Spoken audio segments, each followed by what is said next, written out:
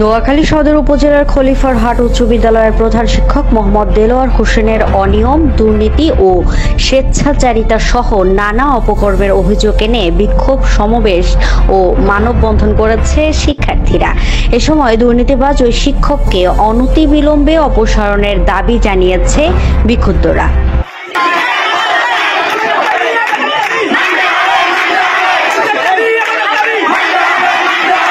রোববার সকালে সদর উপজেলার খলিফারহাট উচ্চ বিদ্যালয় ক্যাম্পাসে শিক্ষার্থীরা জড়ো হয়ে এই সমাবেশের আয়োজন করে।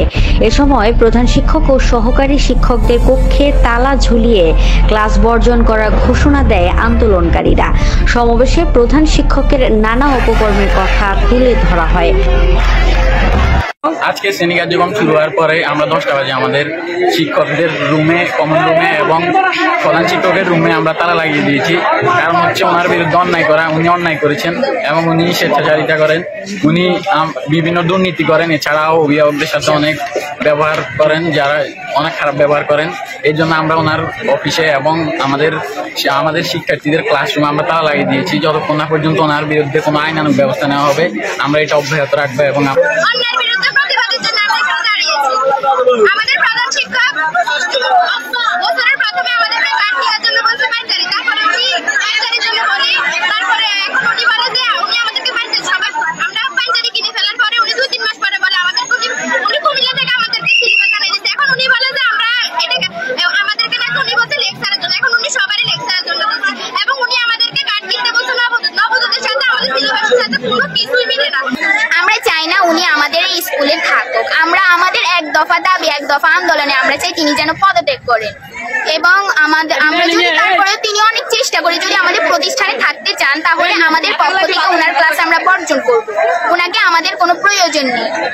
আমাদের ক্লাসে কেউ যদি অমনোযোগী থাকে তাকে ভালোভাবে না বুঝিয়ে তাকে মানে থাপ্পড় সবার দিয়ে তার সাথে কথা বলে, এভাবে তিনি আমাদের সাথে খারাপ আচরণ করেন। মানে ওনার ব্যবহার অত্যন্ত খারাপ শিক্ষার্থীদের সাথে, শিক্ষকদের সাথে, এমনকি অভিভাবকদের সাথে।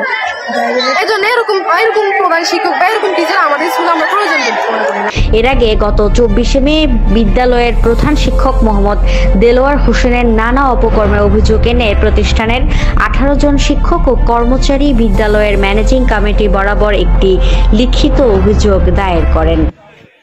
স্কুলে আজকে যথাসময়ে আসছি, আসার পরে দেখি যে ফলাফল প্রসেশন করি গেটের সামনে প্রধান শিক্ষকের পদত্যাগ চেয়েছে। তখন কিছু শিক্ষককে জিজ্ঞাসা করলাম বিষয়টা কি, তখন অনেক শিক্ষার্থী বললো যে ওনার এক নিয়মে, তারপরে উনি আমাদের পাঠ্যবই একবার একটা দেয়, সিলেবাস একবার একটা দেয়, যার ধরুন আমরা ওনার এই দুর্নীতির এই হিসাবটা চাই এবং ওনার এই দুর্নীতির কারণে আমরা ওনার পদত্যাগ চাই, এটাই বললো ফলাফল। শিক্ষকেরা প্রধান শিক্ষকের প্রতি একটা আবেদন করেছে, একটা অভিযোগ করেছে কমিটির কাছে। আমরা এটা নিয়ে গত কিছুদিন আগে একটা তারিখ ছিল বসার, ওই সময় সকল শিক্ষক উপস্থিত না থাকার কারণে আমরা পরবর্তীতে একটা ডেট ফিক্স করেছি। 23 তারিখ 2টা বাজে আমরা বসার আবার সিদ্ধান্ত নিয়েছি। তবে এসব বিষয়ে অভিযুক্ত ওই প্রধান শিক্ষককে ফোন করা হলে তিনি তা রিসিভ করেনি, ফলে তার বক্তব্য নেওয়া সম্ভব হয়নি। এ বিষয়ে নোয়াখালী অতিরিক্ত জেলা প্রশাসক জিনাত রেহানা জানান, বিষয়টি অবগত হয়েছে এবং তা খতিয়ে দেখার জন্য সদর উপজেলা নির্বাহী কর্মকর্তাকে নির্দেশনা দিয়েছি।